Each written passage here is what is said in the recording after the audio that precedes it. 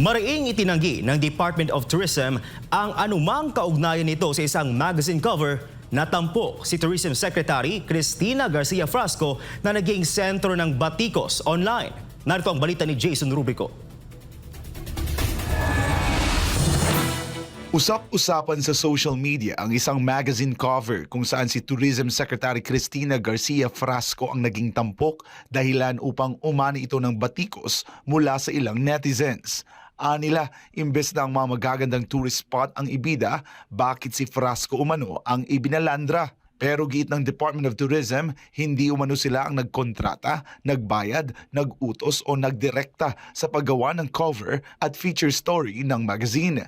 Ayon sa ahensya, desisyon ng magazine ang lahat ng nilalaman, kabilang ang pagpili ng larawan at teksto at walang ibinigay na litrato, gabay o pondo ang para sa feature.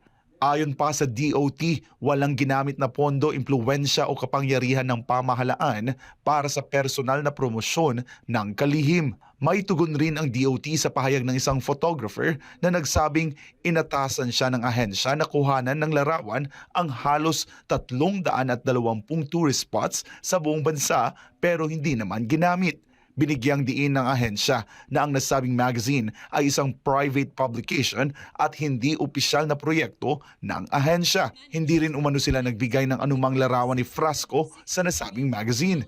Sabi ng ahensya na hindi kailanman nag-instruct, pumili, nag-aproba o nag-endorso ang ahensya ng anumang larawang gagamitin ng magazine. Sa huli, iginit ng ahensya na ang pagpapakalat ng maling impormasyon at maling pag-uugnay sa ahensya ay may seryosong epekto sa tiwala ng publiko.